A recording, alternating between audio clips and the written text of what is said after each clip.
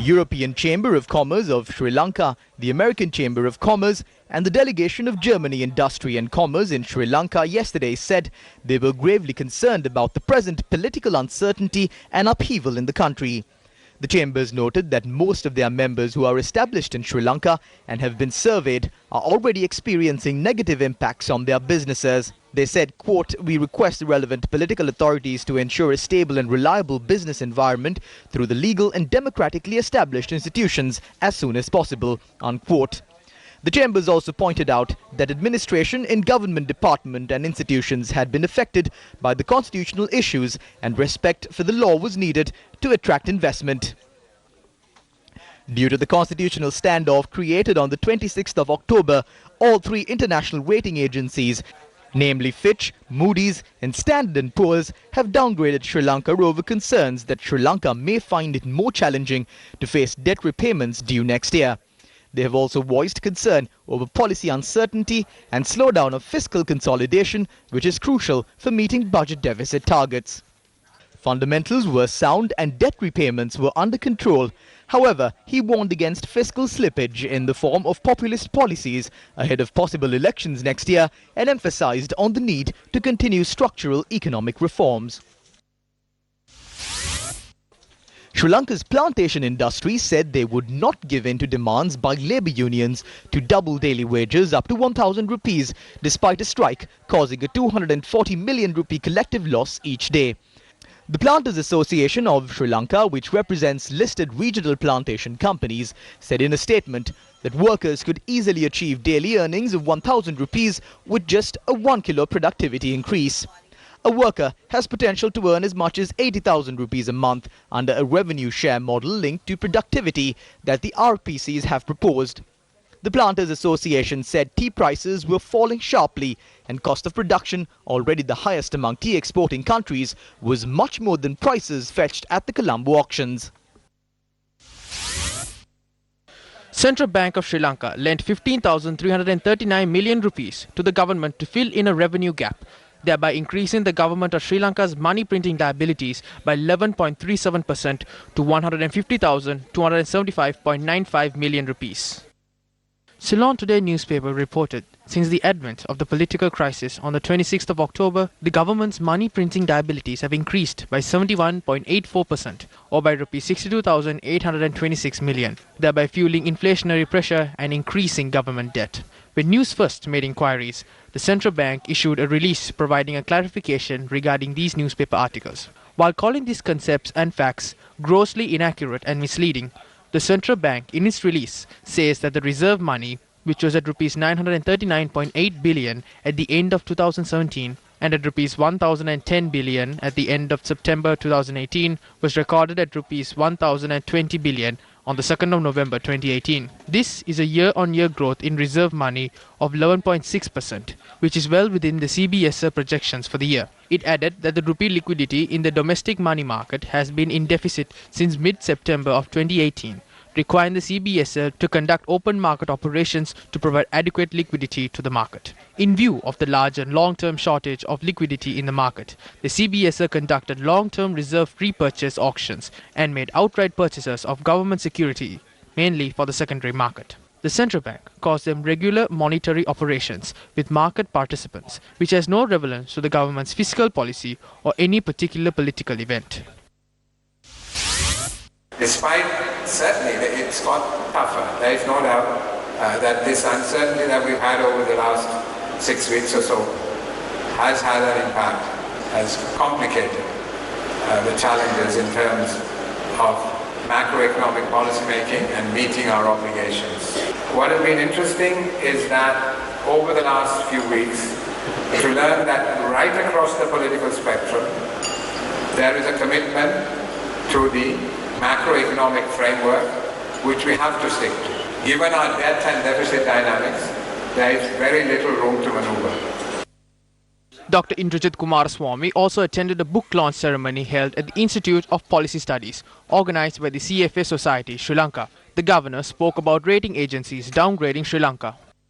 We think it's hasty because the underlying fundamentals have not changed. There have been no significant slippage in policy and the different indicators have not deteriorated in any material way. In my view, they should have waited till the court processes were completed. Transparency International Sri Lanka convened a media briefing. I hold in my hand here the order of the Right to Information Commission ordering the Presidential Secretariat to release the asset declaration of Honourable Ranil Wickremesinghe. This emanates from a right to information request made in February of 2017 and has ordered the disclosure of that particular asset declaration from the Presidential Secretariat. Our commitment going forward now is to receive this asset disclosure from the Office of the President, and no sooner we receive that asset disclosure will we make it immediately publicly available for all of the public to read for themselves and share as they wish. We had filed requests for the declaration of assets and liabilities of both the President and the Prime Minister. The RTI Commission's decision has underscored the fact that the President, as the President, does not have to file an asset disclosure. They highlighted the fact that there was a gap in the law there, and they had suggested the necessary legal reform should take place to fill that gap. However, they felt that it was clear that the Prime Minister's asset declaration vesting in the Office of the President was clear, and that must be released. Tourist arrivals to Sri Lanka were up 16.8% to 195,582 in November from a year earlier, despite the current political uncertainty in the country. The largest source market for tourists is reported from India, followed by the United Kingdom and China, and almost 94% of tourists travelled by air to Sri Lanka. Western nations have issued travel advisories warning their citizens to exercise vigilance and avoid places with political demonstrations and gatherings during their stay in Sri Lanka. As at 30th November 2018, 2,080,627 tourists had visited Sri Lanka for this year. It is an 11.2% growth over last year, when 1,871,871 tourists had visited the country during the same period. Asia and Pacific continue to be the largest source of tourist traffic to Sri Lanka, with 47% of the total traffic received in November 2018. Europe accounted for 43% of the total traffic, America 6%, the Middle East 3%, and Africa 1%. India, the United Kingdom, China, Germany and Australia were Sri Lanka's top 5 international tourist-generating markets in the month of November this year. India was the largest source of tourist traffic to Sri Lanka, with 20% of the total traffic received in November 2018. The United Kingdom accounted for 11% of the total traffic, while China, Germany and Australia accounted for 10%, 10% and 5% respectively.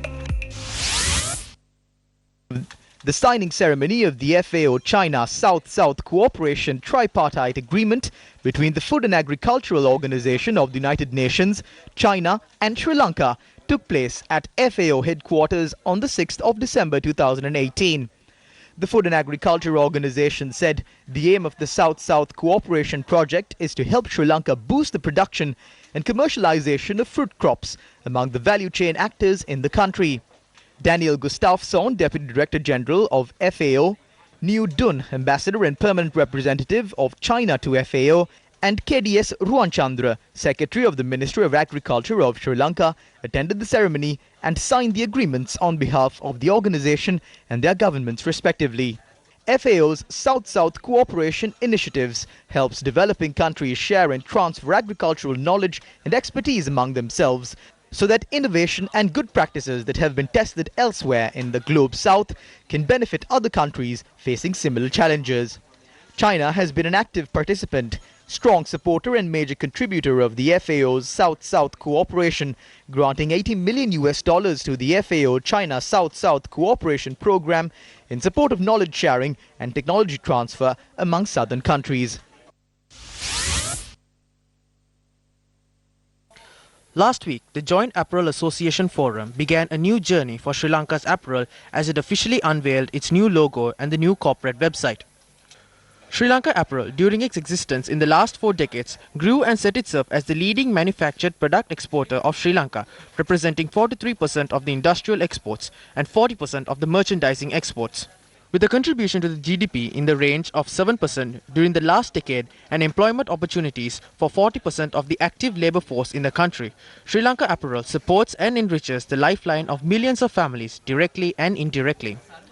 Known as the most visible industry in the island, it is an active forerunner for bringing a self-regulated and monitored industry based on ethical practices and sustainable green initiatives, a recognition given worldwide. Inspired by the world's best practices brought through foreign direct and indirect investments and the pro-labor regulations prevalent in the country, the industry has been able to win the confidence of international brands as a dependable partner providing total solutions to the apparel business. Extreme competition during the quota regime, the paradigm shift of sources resulting from the removal of the multi-fiber agreement, the withdrawal of GSP Plus and continuous civil disruptions did not deter the growth of this industry to the picture portrayed nationally and internationally was very bleak for the future of it during those times.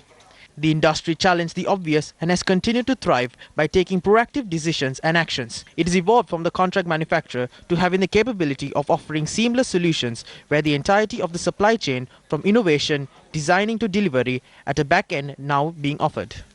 This logo brings out the strength of our ethos by the use of a face of a lion, an animal symbolic of our culture. Highlighting our diversity, the lion's mane sports several colors. These include maroon, saffron, orange and green, which can be seen on our national flag and which represents the rich mosaic of ethnicity and religious identities in our motherland.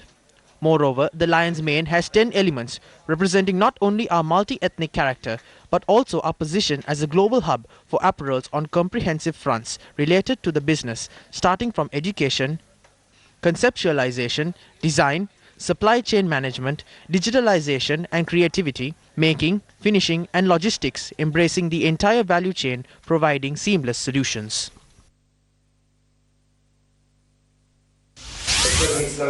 An event organized by the Sri Lanka Institute of Architects to sign memorandums of understanding between the SLIA and the sponsors of the 37th annual sessions was held in Colombo. 37th annual sessions of the SLIA will be held from the 20th to the 24th of February 2019, comprising of a series of events including an exhibition named A19, Members Work and Trade Exhibition under this year's theme, Emergence Entrepreneurial Architect. Several office bearers of the SLIA, including its president and vice president, were present at the occasion. A19, the exhibition will be held as a virtual e-exhibition where visitors could surf, analyze and compare services and materials of all products which will be on display. The 37th annual sessions will be held from the 20th to the 24th of February 2019 at the BMICH Colombo.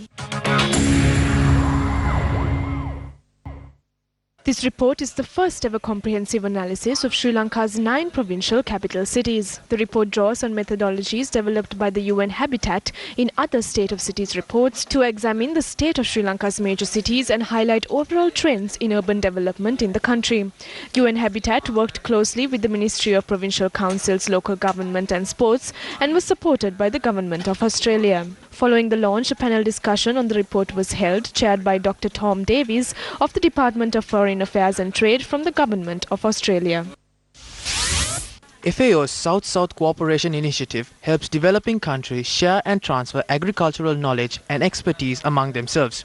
The aim of this South-South Cooperation project is to help Sri Lanka boost the production and commercialization of fruit crops among the value chain actors in the country. Speaking at the event, Secretary to the Minister of Agriculture of Sri Lanka, KDS Ruwanchandra, said that the aim of the project is to benefit farmers and stakeholders in Sri Lanka.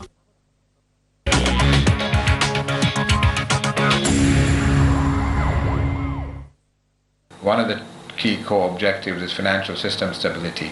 And given these mandates, the central bank has, in recent times, placed a significant priority, as I said at the outset, to financial inclusion. Now, as you know, financial inclusion does not entail only providing affordable access to financial services, products and services, but it also requires the need for increasing financial literacy and financial awareness so that the users can utilize the financing effectively. Highest priority must therefore be attached to cultivating an ecosystem that is conducive for entrepreneurs, targeting the development of MSME. Historically, if you look at the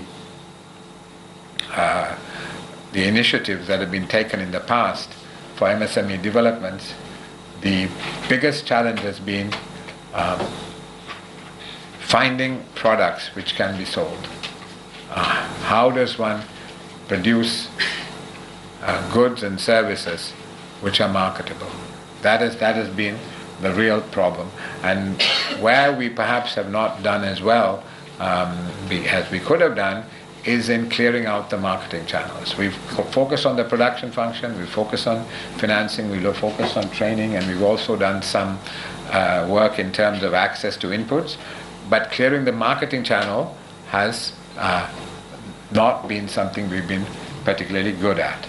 Because once you link the entrepreneur, once he has a good idea, once you support him to produce a marketable good, the important thing is to find a place where he can sell his or her goods and services. Once that is done, actually the other issues tend to look after themselves.